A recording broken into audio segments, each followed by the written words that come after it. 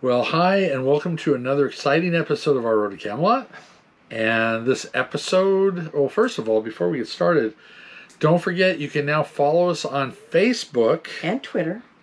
At Twitter? No, Instagram. Instagram. Facebook and Instagram at Our Road to Camelot. Hey. And anyways, this episode, we're going to talk about how we budgeted for this trip. So it's a big one. It's a big trip and why we made some changes. We're going to maybe talk a little bit about those changes too and get into how all this came about right after this.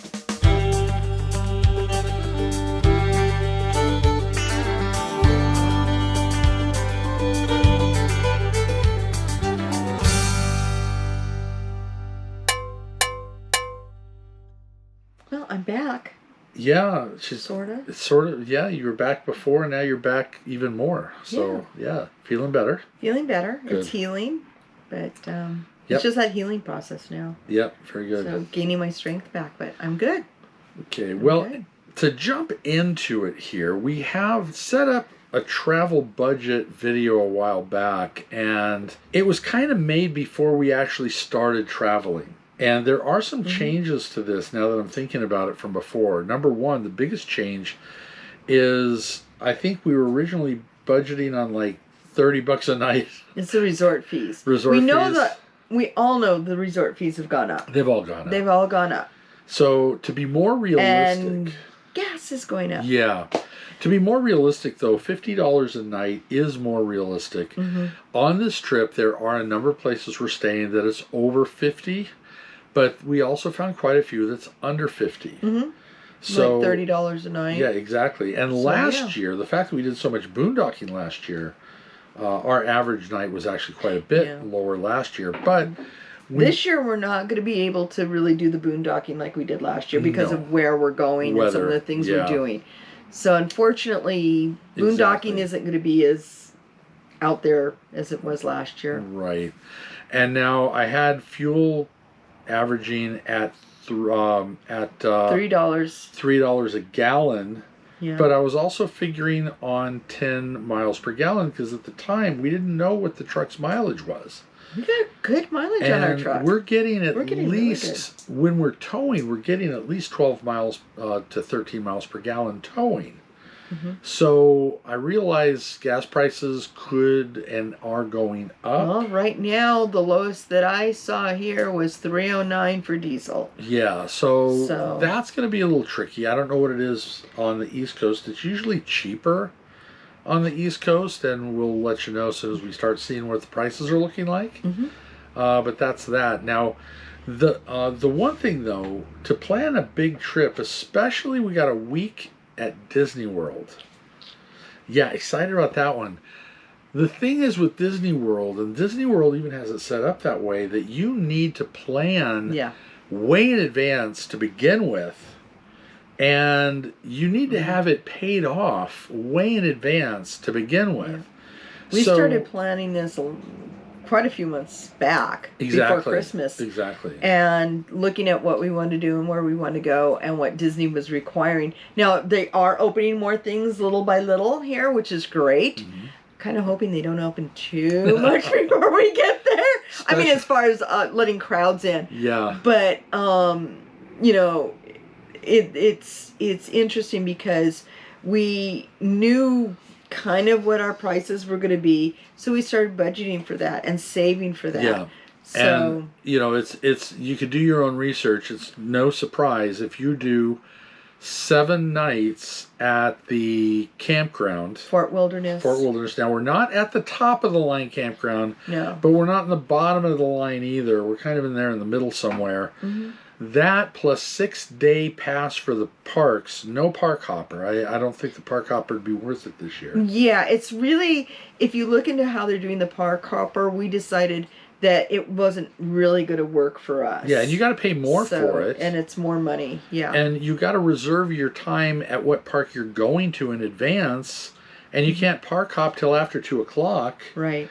And there's no guarantee that if you get out of the one park to park hop into another park, if they'll let you in. Right. At least I believe that's the way it's working.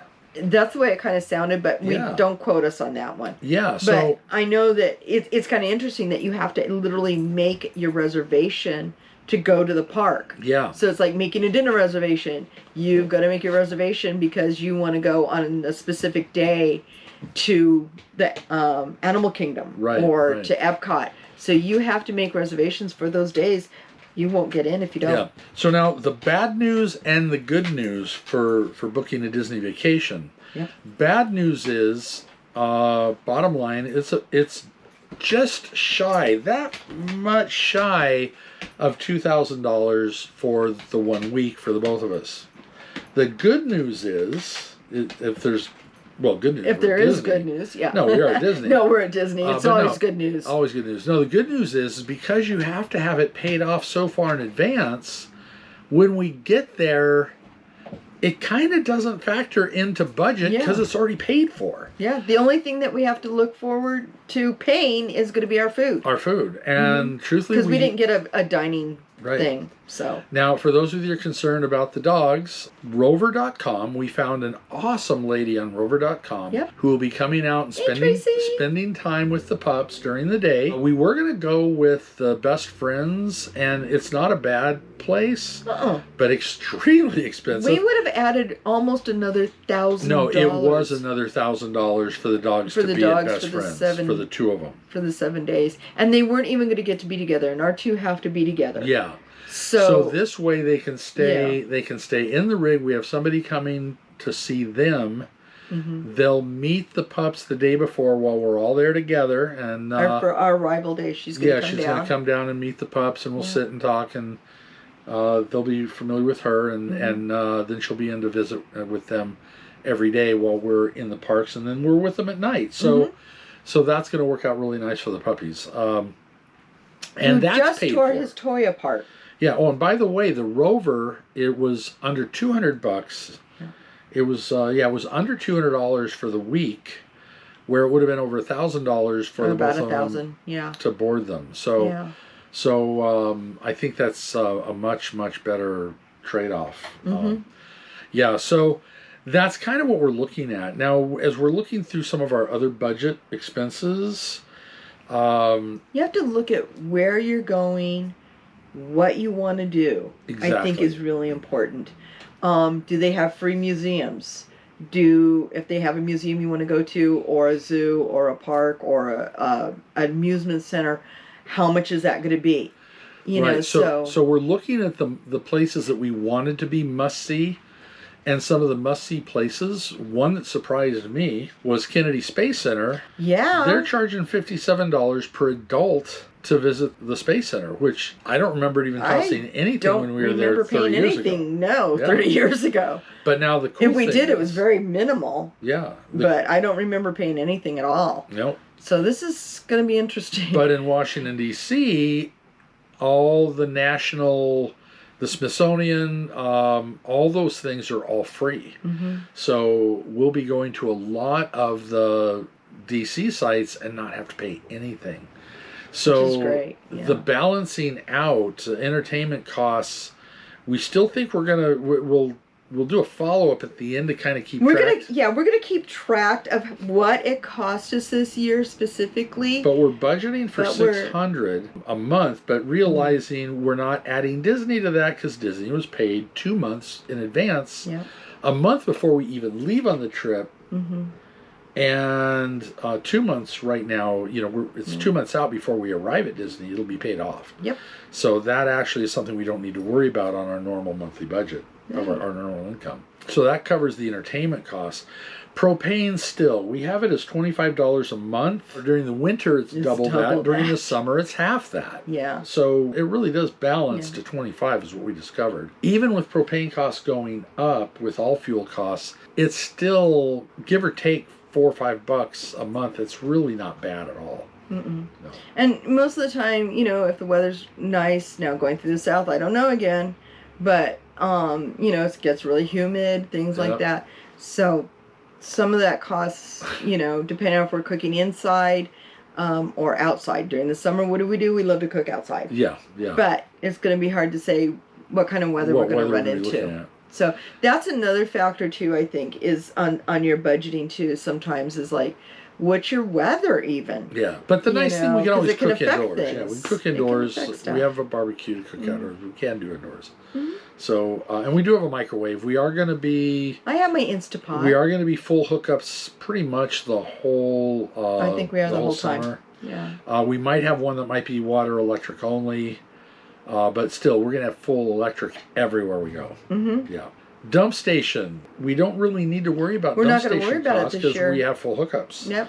Except for the one that we might not. But they have a dump station. But they have a dump station that we can use. And without costing because we're staying there. Right. So usually if you need a dump station, it's about $10, give or take. Yeah. So. And if you really search around, use the Campendium app, you can find community dump sites that are free, or some stores like Camping World. You can go dump at Camping World for free.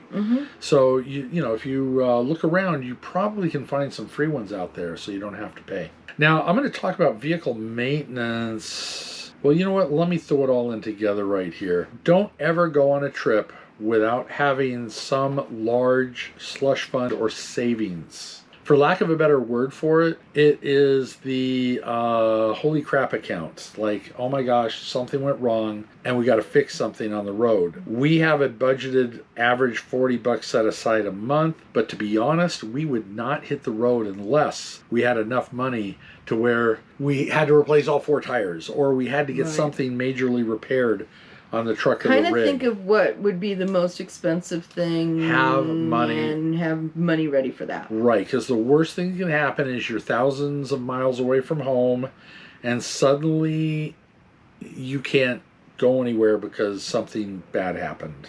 God forbid. Yeah. Please, we're not... Yeah, not wishing it on but anybody. You want... we have not only a budget for the maintenance, we also have a overflow after all the budget's gone. How much money is left over? There's a big chunk of that that's left over each month. Plus, we're starting to travel with some big chunk. It's not bad. Okay. Right, and I might cut that out. Please do. Okay. All right. Or I'll beep it out. Beep. Okay, so you want to make sure that you're able to cover emergencies. So that's all part of it. How do you budget for food and groceries? Now, it's no surprise. I mean, I'm still on the diet, down 34 pounds, almost 35 already. So hoping to be down 40 before we hit the road. Me. Dry out. But when we're still going to be eating in a fair amount, but we are kind of setting aside at least maybe one... If we're in a very specific location, to at least get out for a meal to sample the local food. You can't be in Philadelphia without getting a Philly cheesesteak. Oh, no. Can't be in New Orleans without sampling some sort of Cajun. Well, that would be him. Disney World. Yeah. Check out the Disney food blog. Wow. That's a video that I've been following. Yeah. Yeah, it's not good to be on a diet and watch Disney food blog as you're going to bed at night. You got to sit there.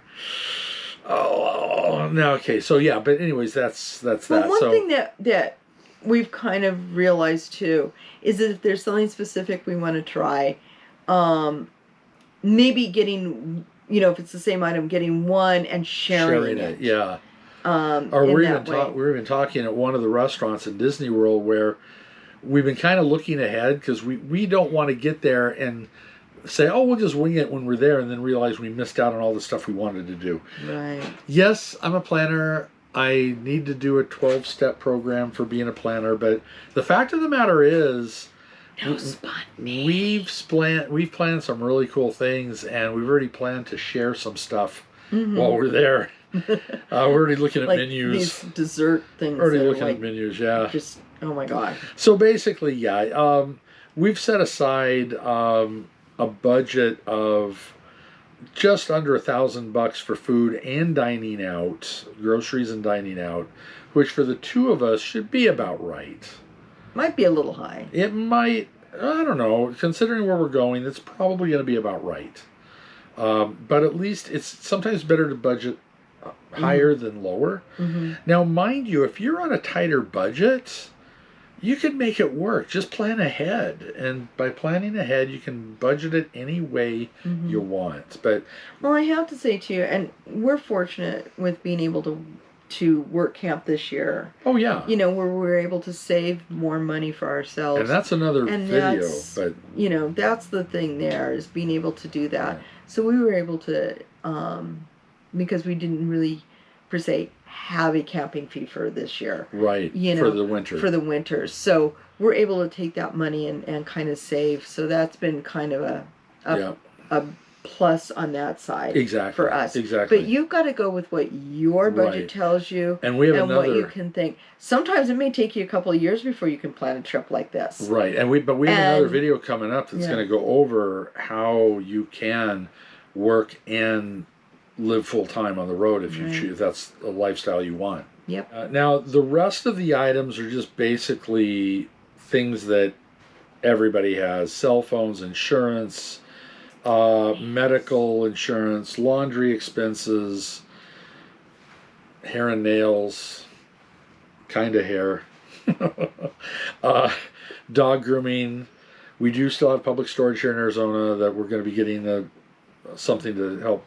I'm looking at dog grooming going, they got to go in. So all this stuff is like basic stuff that we're still going to have, and that is up to you on what you have and what you don't have.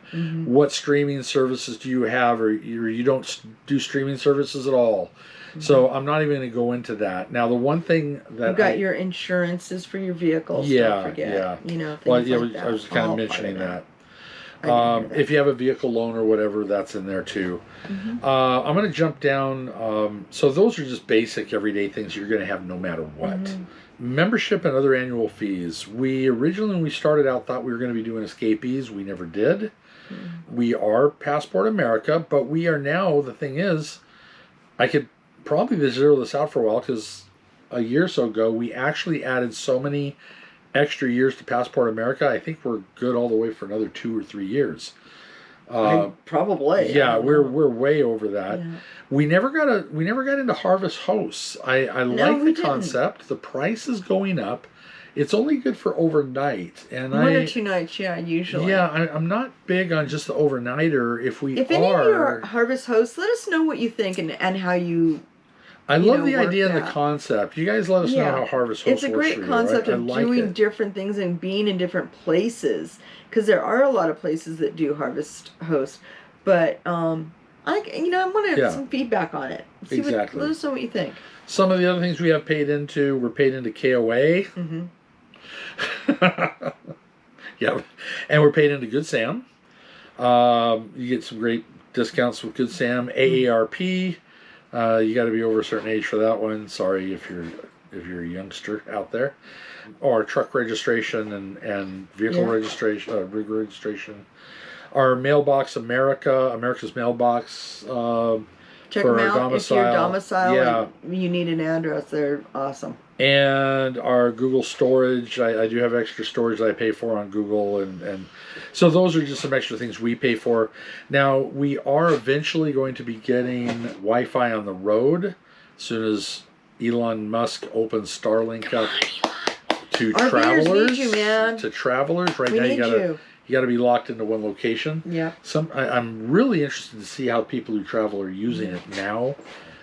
So that's kind of breaking down what our budget is for this year. The last point we talked about on entertainment: plan ahead, get your absolute must-see places, and make sure that is budgeted in, and make sure that there's no surprise, unexpected costs for admission to anything. Get there. So just keep watching the videos, because we'll be taking you step by step through all the fun places we're going to be visiting this year.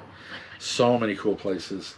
But I think we're going to go ahead and end this video right here for now. Okay. So don't forget, once again, check us out on Facebook. Hit that subscribe button on YouTube. And hit that bell and let you know when we post every Sunday at 2 o'clock. And for good measure, go ahead and give it a thumbs up. Yeah, any questions, any suggestions, anything that you think of, please, we love hearing from you guys. We've had some great messages already. Yeah. So, let us know what you think. Yeah, love to hear from you. Something you want to know about that we haven't talked about or expand on more, let us know. And I got a feeling there's going to be a whole episode on Buc-ee's. We've been finding more information. I can't wait to see Buc-ee's. Anyways, enough of that. Safe travels, and we will see you on the road. Sláinte.